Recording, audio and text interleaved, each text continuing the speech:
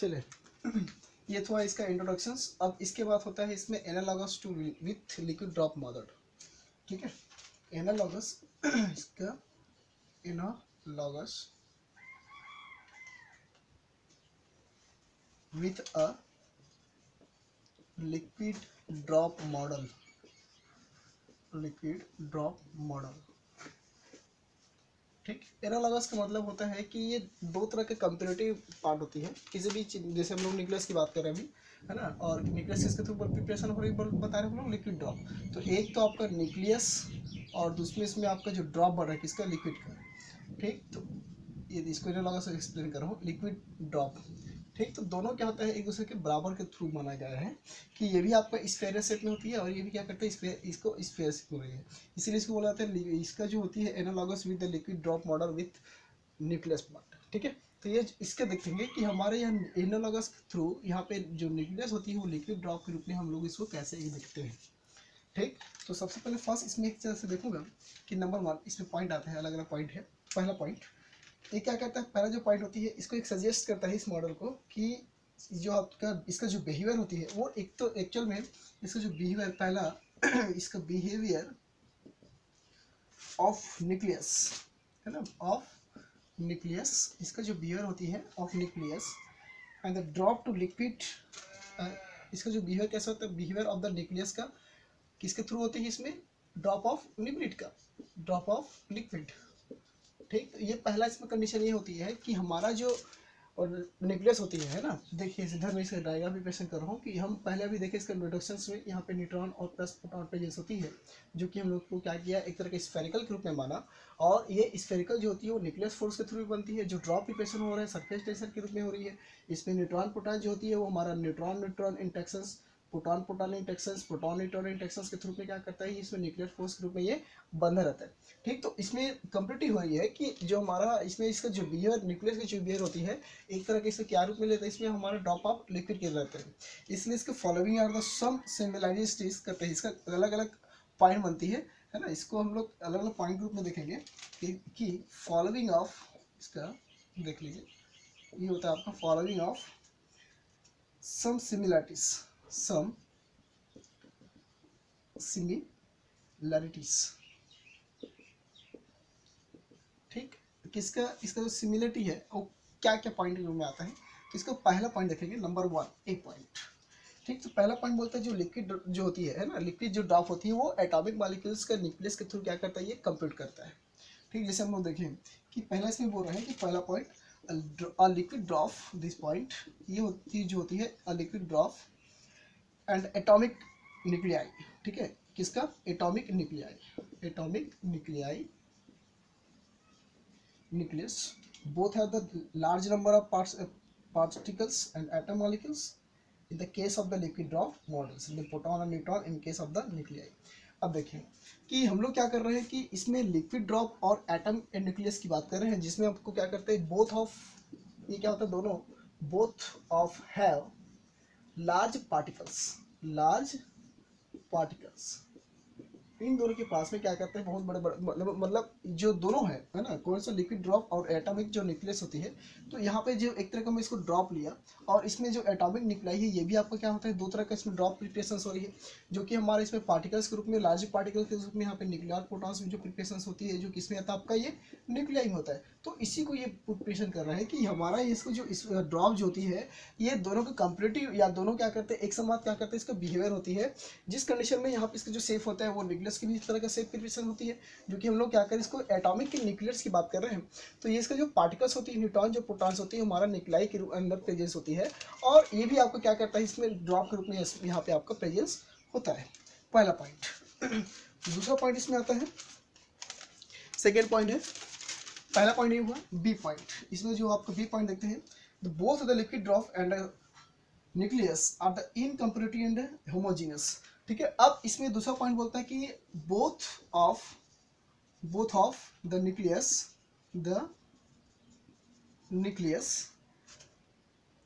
And liquid drop, जो आपका liquid drop और ये क्या होता है आपका न्यूक्लियस जो होती है एक इनकम्पैरेटिबल होती है, और एक तरह क्या होता है ये होमोजीनियस के रूप में प्रेजेंस होती है। इनकम्पैरेटिबल एंड होमोजीनियस, ठीक है, होमोजीनियस। ठीक, दूसरा पॉइंट हमारा ये होती है कि जब हम लोग इसको लिक्विड ड्रॉप और न्यूक्लियस दोनों को जब हम लोग इसको सेम सेम रूप में इसको ले लिए हैं, तो इसका जो कंपेरेटिव होती है और इसका जो कंपेरेटिव रूप में और इसका होमोजीनियस रूप में क्या करता है, हमारा लिक्विड ड्रॉप और न्यूक्लियस क्या होता है, आपका प्रेजेंस होती है। ठीक, नेक्स्ट इसका है, जैसे कि इसका तीसरा पॉइंट है सी पॉइंट। सी पॉइंट इसमें आपका आता है एक तरह का the density in the change and all properties of the through the drop and the nucleus accepted of surface bond सब, मतलब इसका जो डेंसिटी होती है, डेंसिटी, चार्ज और हर पार्टिकल्स, हर प्रॉपर्टीज, इसका एक तरह का क्या करता है, इसमें ड्रॉप, न्यूक्लियस और accepted of the surface bond, hence the nucleus radii is the given by. मतलब कि इसमें अगर मैं बोलूँ डेंसिटी जो होती है, मैं इसका डेंसिटी की बात करूँ, डेंसिटी हो या इसका चार्ज हो या एंड ऑल प्रॉपर्टीज जो होती है, ऑल प्रॉपर्टीज दोनों का इसमें एक तरह का इसका जो हम लोग देख रहे हैं न्यूक्लियस का, है ना, न्यूक्लियस का किसके रूप में ले रहे हैं इसको, ड्रॉप के रूप में, है ना। तो इनका जो प्रॉपर्टीज ये होती है, चाहे आप चार्ज लीजिए चाहे आप उसको डेंसिटी के रूप में लीजिए, एक तरह का ये स्मॉल इलेक्ट्रिकली चार्ज होती है, किसका, न्यूक्लियस का होती है स्मॉल इलेक्ट्रिकली चार्ज के रूप में। और ये स्मॉल इलेक्ट्रिकल चार्ज होने के साथ साथ इसका एक accepted of the surface bond के रूप में इसका क्या करता है, इसका ड्रॉप प्रिपरेशन होती है, इसके रूप में सरफेस या सरफेस टेंशन हो सकते हैं या सरफेस बॉन्ड के रूप में हमारा क्या करते हैं, ड्रॉप फॉर्मेशन करती है। और इसका जो न्यूक्लियस होती है एक तरह का हमारा न्यूक्लियर रेडियाई, इसका अगर हम लोग इसी का न्यूक्लियर रेडियाई का भी बात करेंगे तो हम लोग पहले से पढ़ चुके हैं कि न्यूक्लियर रेडियाई में क्या होती है, कि न्यूक्लियर रेडियाई का वैल्यू क्या होता है आपका, आर इक्वल होता है R0 होती है।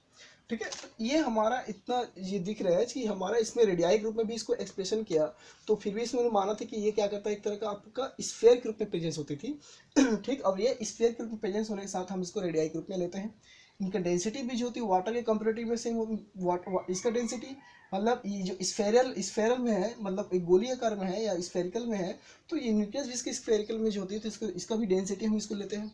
Nuclear density. ठीक, चार्ज लिए तो चार्ज क्या होता है आपका, ऑलरेडी यहाँ पे electrically charge, small electrically charge होती है जिसमें न्यूट्रॉन प्रोटॉन होती है, एक न्यूट्रल होती है, दूसरा आपका पॉजिटिव ग्रुप में होती है। Then all the properties of the nucleus in a drop of the surface bond is the heavier to nuclei. ठीक है, अब यहाँ पे जो हमारे इसकी जो वैल्यू दिख रही है, ये आपको क्या कहलाता है, आपका न्यूक्लियर रेडियाई ग्रुप में इसका हम इसको वैल्यू लेते हैं। ठीक है, इसके बाद लिस्ट है इसी में,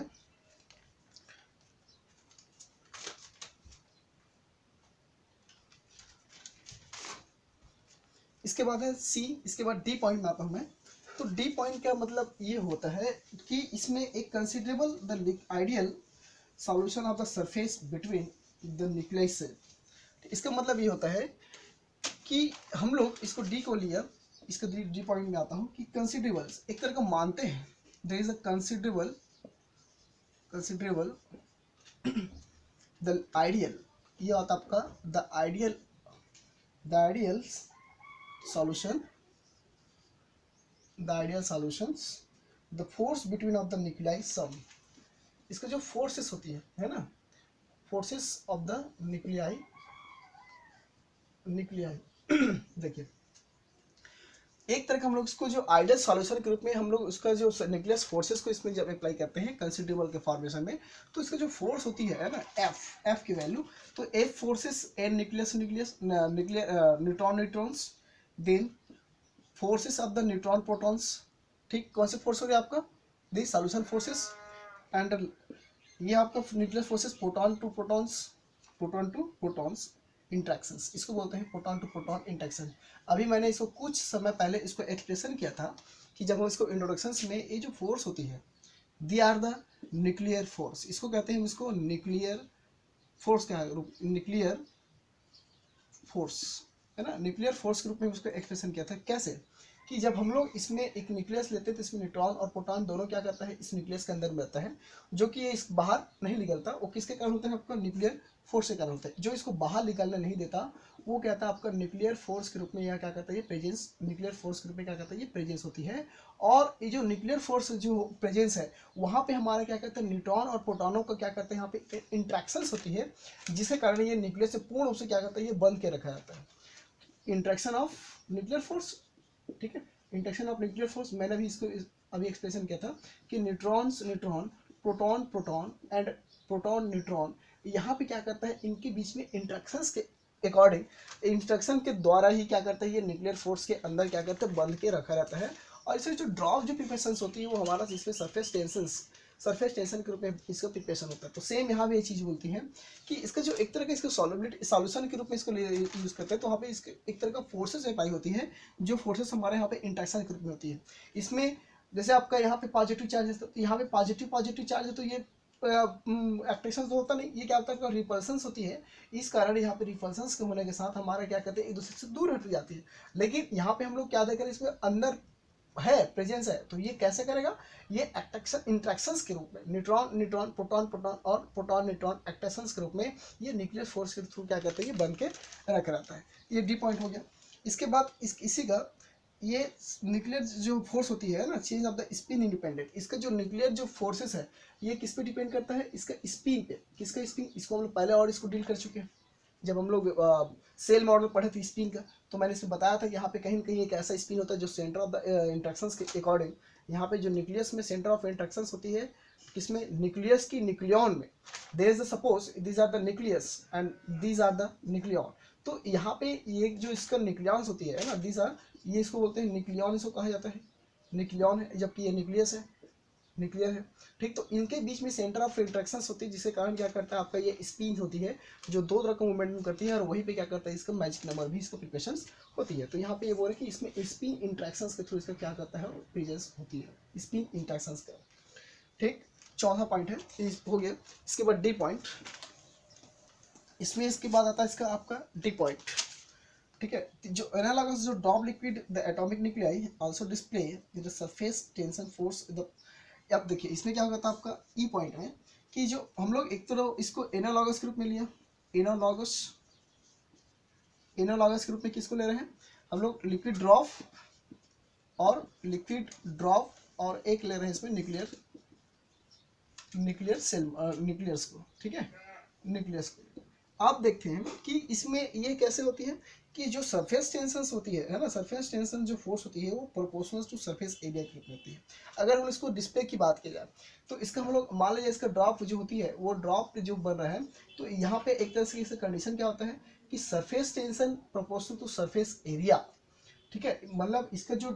लिक्विड का ड्रॉप बन रहा है या न्यूक्लियस जो ड्रॉप रेशंस होती है वो होता है आपका surface tension proportional to surface area. ठीक है, ये सरफेस एरिया। ठीक, इनके अकॉर्डिंग क्या करते हैं, आपका यहाँ पे जो analogous of the liquid drop nucleus होती है ना, तो वहाँ पे एटॉमिक न्यूक्लियाई जो ये क्या करता है, ये डिस्प्ले होती है, जिसमें हमारा दोनों का क्या करता है, ये प्रोपोर्शंस में रहता है कि इसका surface tension proportions to surface area के रूप में। ठीक है, ये हो गया। इसके बाद एक लास्ट इसमें पॉइंट है ई, मतलब F 6वें नंबर में जो आता है, इसमें क्या करता है, लिक्विड जो ड्रॉप होती है ये inverted by the high energy particles from the outside particles in capture with the formations of the capture nucleus। यहाँ पे हमारा इसका जो न्यूक्लियस में या इस लिक्विड न्यूक्लियस में क्या करता है, ये हाई एनर्जी क्या करता है, ये कैप्चर करता है। There is the high energy captured in outside. ठीक है, इन आउटसाइड क्या करता है, ये आपका ये कैप्चर्स करता है। अब यहाँ पे आउटसाइड पे इसमें कैप्चर करने के कारण सिर्फ ये होती है कि यहाँ पे हमारा जो capture part is the nucleus presence होती है, इसलिए हमारे यहाँ पे हाई एनर्जी ग्रुप में यहाँ भी इसको प्रेजेंस होती है।